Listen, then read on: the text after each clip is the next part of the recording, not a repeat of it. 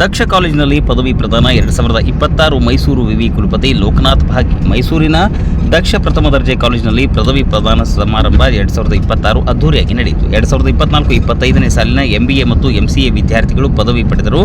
ಕಾರ್ಯಕ್ರಮದ ಮುಖ್ಯ ಅತಿಥಿ ಮೈಸೂರು ವಿವಿ ಉಪಕುಲಪತಿ ಪ್ರೊಫೆಸರ್ NK ಲೋಕನಾಥ್ ಅವರು ಭಾಗವಹಿಸಿದರು. ಅಧ್ಯಕ್ಷತೆ ಗ್ಲೋಬಲ್ ಎಜುಕೇಷನ್ ಟ್ರಸ್ಟ್ ಅಧ್ಯಕ್ಷ ಡಾಕ್ಟರ್ ಜಯಚಂದ್ರ ರಾಜು ಪಿ. ಗಣ್ಯ ಉಪಸ್ಥಿತಿ ಉನ್ನತ ಶಿಕ್ಷಣ ನಿರ್ದೇಶಕ ಶ್ರೀ ಹರೀಶ್ ಪಿ. ಪ್ರಾಂಶುಪಾಲ ಡಾಕ್ಟರ್ KV ಸುರೇಶ್, MBA ಮುಖ್ಯಸ್ಥೆ ಡಾಕ್ಟರ್ ಅರ್ಪಿತಾ HR, MCA ಮುಖ್ಯಸ್ಥೆ ಶ್ರೀಮತಿ ಸುಧಾ ಎಂ. ತಂತ್ರಜ್ಞಾನ ಮತ್ತು ಜ್ಞಾನ ಸಮಾಜದ ಸಮಸ್ಯೆಗಳಿಗೆ ಪರಿಹಾರ ಕಂಡುಕೊಳ್ಳಲು ಬಳಸುವಂತೆ ವಿದ್ಯಾರ್ಥಿಗಳಿಗೆ ಕರೆ ನೀಡಿದರು. ತಾಂತ್ರಿಕ ಮತ್ತು ವೈಯಕ್ತಿಕ ಸಾಮರ್ಥ್ಯದ ಜೊತೆಗೆ ಪ್ರಾಮಾಣಿಕತೆ, ಸಹಾನುಭೂತಿ, ಹೊಂದಿಕೊಳ್ಳುವಿಕೆ ಮತ್ತು ಸಾಮಾಜಿಕ ಹೊಣೆಗಾರಿಕೆ ಅಗತ್ಯ ಎಂದು ಒತ್ತಿ ಹೇಳಿದರು. ಶೈಕ್ಷಣಿಕ ಸಾಧನೆ ಮತ್ತು ಉದ್ಯೋಗದ ಸಿದ್ಧತೆಗೆ ಹೆಸರಾದ ದಕ್ಷ ಕಾಲೇಜಿನ ಈ ಪದವಿ ಪ್ರದಾನ ಸಮಾರಂಭದಲ್ಲಿ ವಿದ್ಯಾರ್ಥಿಗಳ ಜೀವನ ಹೊಸ ಮೈಲಿಗಲ್ಲಾಯಿತು.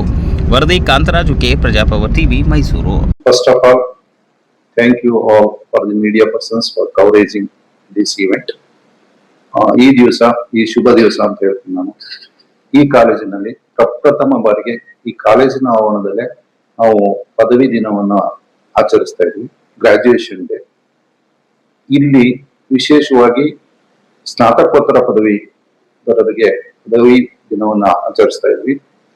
ಸ್ನಾತಕೋತ್ತರ MBA ಮತ್ತು MCA ಎರಡು ಪ್ರೋಗ್ರಾಮ್ಗಳು. ಇದೇ ಫಸ್ಟ್ ಬ್ಯಾಚ್ ಈ ಕಾಲೇಜಿನಿಂದ ಆಚೆಗೆ ಹೋಗ್ತಾ ಇರೋದು.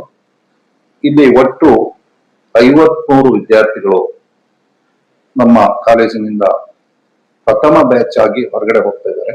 ಅದರಲ್ಲಿ 42 ಜನ MBA ಪದವಿ ಇರೋರು, ಇನ್ನು 11 ಜನ MCA ಪದವೀಧರರು ಹೋಗ್ತಾ ಇದ್ದಾರೆ. ಒಂದು ವಿಶೇಷ ಅಂದ್ರೆ ಇಷ್ಟರೊಳಗೆ 53 ಜನ ವಿದ್ಯಾರ್ಥಿಗಳು ಯಾರು ಹೊರಗಡೆ ಹೋಗ್ತಿದ್ದಾರೆ, ಅದರಲ್ಲಿ 60% ಈಗಾಗಲೇ ಪ್ಲೇಸ್ಮೆಂಟ್ ಆಗಿದೆ. ಅದು ಬಹಳ ಹೆಮ್ಮೆಯ ವಿಷಯ. ತುಂಬಾ ಖುಷಿಯಿಂದ ನಾವು ಹೇಳ್ಕೊಳ್ತಾ ಇದ್ದೀನಿ. ಇವತ್ತಿನ ಈ ಸಮಾರಂಭದಲ್ಲಿ ಆ ವಿದ್ಯಾರ್ಥಿಗಳು ಕೂಡ ತಮ್ಮ ಅನಿಸಿಕೆಗಳನ್ನು ಹಂಚ್ಕೊಳ್ಬೇಕಾದ್ರೆ ಅದನ್ನ ಹೇಳಿದ್ರು.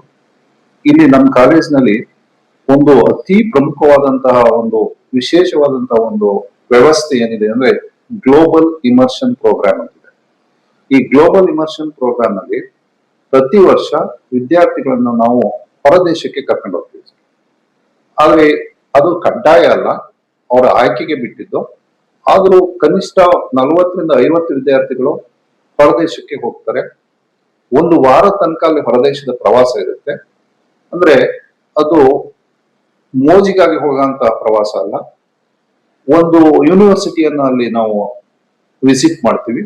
ಒಂದು ದಿನ ಇಡೀ ಯೂನಿವರ್ಸಿಟಿನಲ್ಲಿ ಒಂದು ಶೈಕ್ಷಣಿಕ ಕಾರ್ಯಕ್ರಮ ಇರುತ್ತೆ. ಒಂದು certificate, short term certificate programme ಇರುತ್ತೆ. ಅದಕ್ಕೆ ಸರ್ಟಿಫಿಕೇಟ್ ಕೂಡ ಲಭಿಸುತ್ತೆ. ಅಲ್ಲಿ ಫಾರಿನ್ ಯೂನಿವರ್ಸಿಟಿ ಪ್ರೊಫೆಸರ್ಗಳು, ಆಯಾ ಯೂನಿವರ್ಸಿಟಿ ಪ್ರೊಫೆಸರ್ಗಳು ನಮ್ಮ ವಿದ್ಯಾರ್ಥಿಗಳಿಗೆ ಏನೋ ಒಂದು ಕೌಶಲ್ಯ ಮತ್ತು ಯಾವುದೋ ಒಂದು ಜ್ಞಾನವನ್ನ ಧಾರೆ ಎರಿತಾರೆ. ಅಲ್ಲಿ ಯಾವುದೋ ಒಂದು ಇದ್ರ ಆಧಾರದ ಮೇಲೆ ಒಂದು ಸರ್ಟಿಫಿಕೇಟ್ ಕೂಡ ಸಿಗುತ್ತೆ.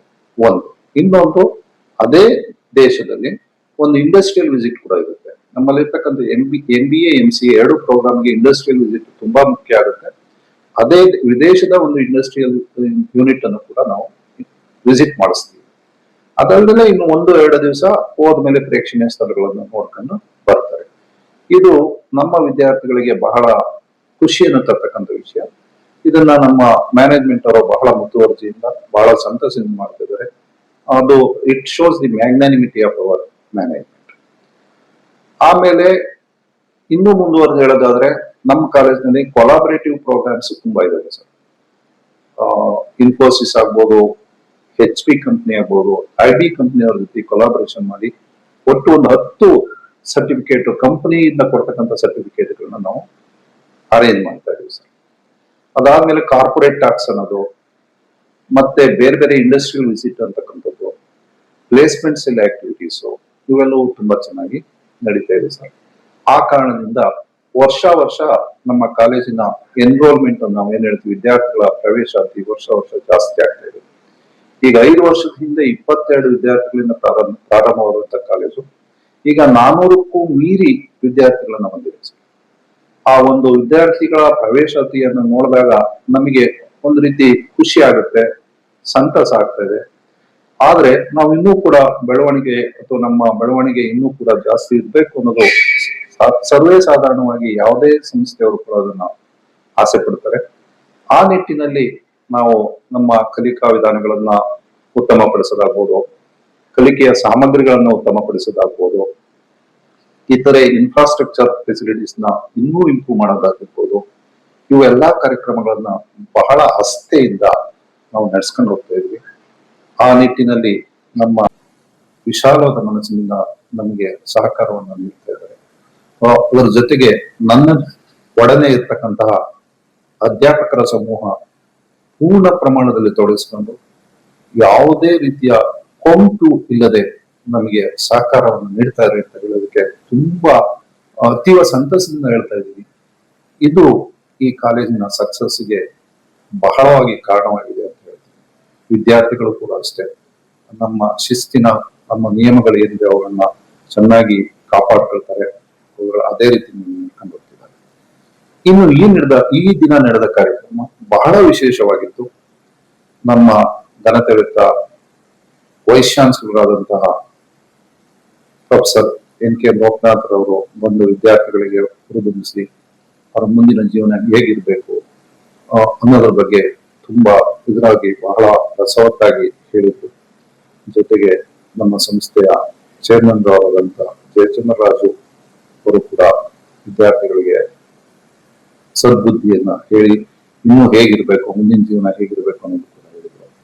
ಎಲ್ಲವೂ ಕೂಡ ಬಹಳ ಸಾಂಗವಾಗಿ ನಡೀತು. ನಾವು ಅನ್ಕೊಂಡಾಗೆ ಅಚ್ಚುಕಟ್ಟಾಗಿ ನಡೆದಿದೆ. ಇದಕ್ಕೆ ಎಲ್ಲರಿಗೂ ಮೀಡಿಯಾದವರಿಂದ ಸೇರಿ ಎಲ್ಲರಿಗೂ ಕೂಡ ನನ್ನ ಹೃತ್ಪೂರ್ವಕ ಧನ್ಯವಾದಗಳನ್ನು ಅರ್ಪಿಸ್ತೇನೆ.